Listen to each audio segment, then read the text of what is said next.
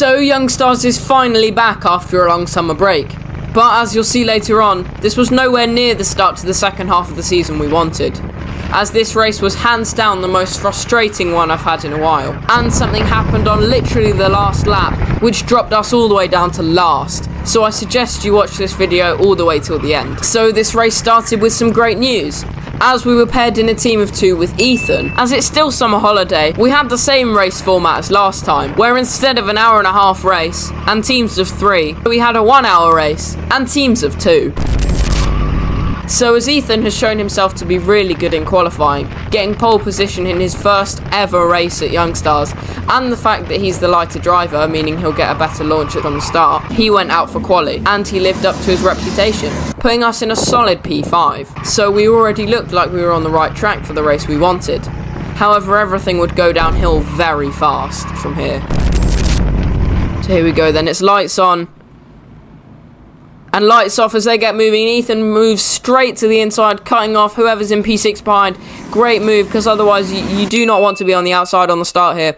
So he's managed to retain P5. He can just about hold the inside, so great move. Staying in P5 there. Now chasing down P4 ahead. He's got the 3 cars behind him, but he's holding them off. Chasing down P4, and he's gone wide on the exit, so can he get through? He can, and that's a great move by Ethan up into P4. So now we're in a solid 4th place as we go on to lap 2.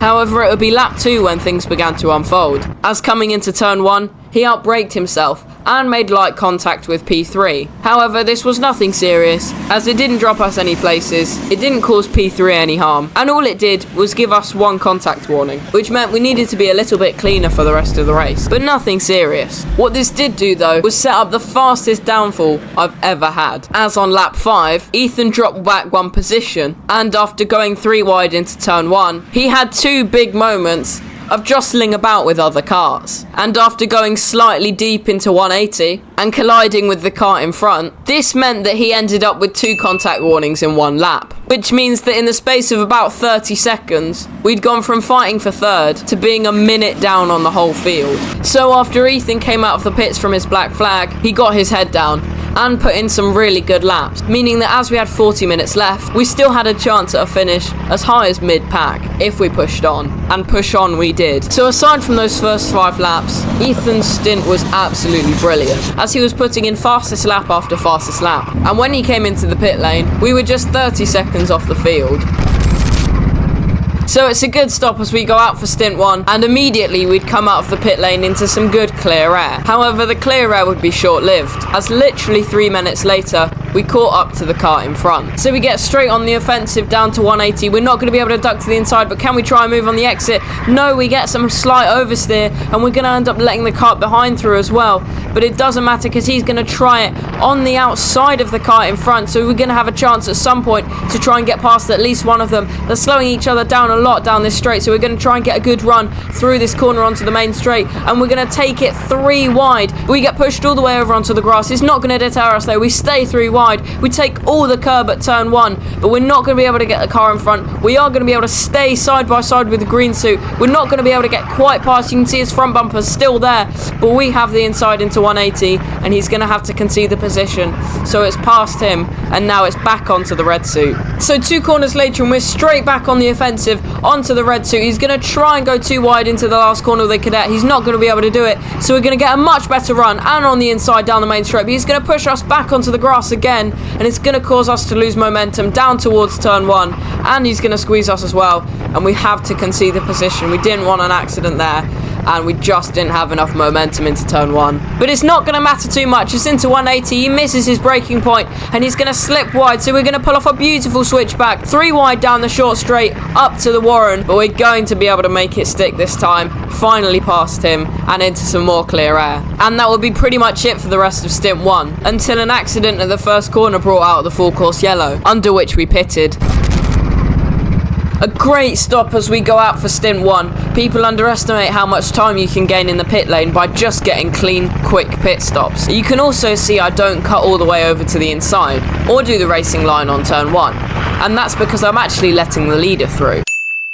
The reason I do this is because of a weird phenomenon in karting, where if you have somebody faster or of the same pace as you in front of you, you tend to both go faster. This is because the person behind hassles the person in front, and the person in front acts as a target for the person behind. On a more technical note, if you're behind, you can also see what lines do and don't work through certain corners, as you pretty much have a stencil in front of you. The only issue with following the race leader though, is that he puts a cart in between us pretty quickly, and in the 3 corners that it takes me to get past this cart, he's already overtaken 2 more and disappeared up the road. So cut to a lap later and we've caught up to the cart in front, and after trying and failing to find a gap in the last half a lap, I see my chance when a cadet exits the pit lane in front of him. Knowing the cadet's going to slow him down at some point this lap, I catch right up to the back of him and wait for my gap to appear. And appear it did as the cadet goes wide coming out of 180. He's going to try the move, but he's left a gap on the inside.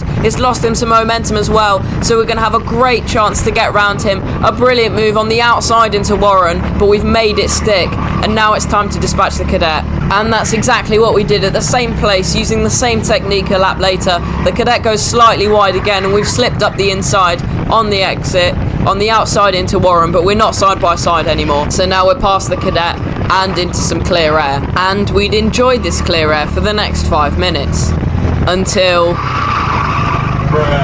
Yeah, that's right. I accidentally missed my braking point on the first corner and let the cart behind back through. But immediately we're back on the offensive. We're going to duck to the inside at 180. Can we pull off the switchback? He's going to park it on the apex. We're not quite going to be able to carry the momentum onto the inside. Can we take the normal racing line? If we're going to have a look down the inside of Warren, we are. We're going to try and hold the inside, but there's just more speed on that outside line, so he's managed to cut back ahead. But that's not going to discourage us though, as literally a lap later we're going to do the exact same thing. We get a better run out of centre this time. We're going to duck to the inside. Small amount of contact as he doesn't quite see us, but now trying the switchback, he leaves a gap, and we're through on the inside of 180, and we're going to make the move stick into the Warren. So everything's finally looking up. Sure, we're not quite mid-pack, but with just 10 minutes left on the clock, we're in a solid P8, and aside from 2 cadets in front of us, we've got clear air. So all we had to do was cleanly overtake the 2 cadets. Easy, right?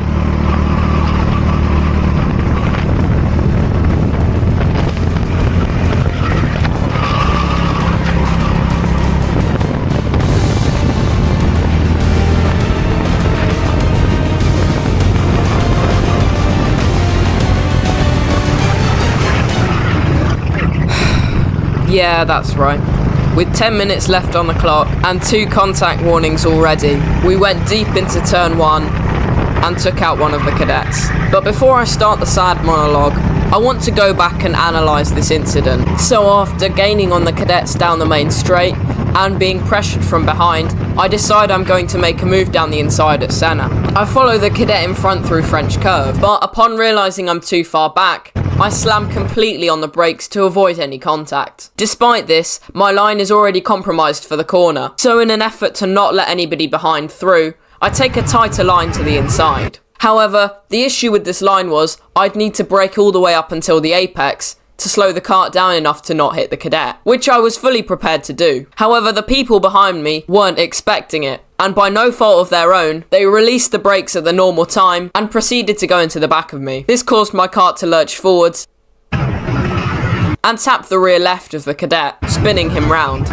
Firstly, I want to say a huge sorry to the cadet, as he was running in third at the time. I also want to emphasise that I'm not trying to pin blame on anybody but myself, as I did take an unpredictable line and braking point into this corner to avoid being overtaken, which put the carts behind me in a position where they didn't have any way of knowing what I was doing. And the incident overall was just super unfortunate, as had I slowed down a bit more or a bit less, I either would have gone into the side or the back of him, still giving me a contact warning and thus a penalty, but neither one would have spun him round. But it actually gets worse from here. So just a bit of backstory. Youngstarz introduced a new system at the start of this season to inform people when they have a penalty. As we're only 3 races in, and I don't remember being told about this, when I was shown the board, I mistook it for a black flag. But as I wasn't completely certain, however, if you see a black flag and you don't come in, it's disqualification. So if you think you have a black flag, the best thing to do is just come in. and it turned out to not, in fact, be a black flag. But it only dropped us 3 places, which in the championship means 3 points. I'd much rather drop 3 points than risk getting disqualification, so a big lesson learnt on that one, to not come in when they show the penalty board. Thankfully, they were nice enough to remove the penalty, as I'd pretty much served 2 penalties in coming into the pit lane. So thank you for that. But overall, it was a good comeback up to that point, and a huge well done to Ethan for more than making up for the first 5 laps in his amazing lap times and resilience. Thanks for watching, thanks for 1,000 views on the last video, and I'll see you guys next time.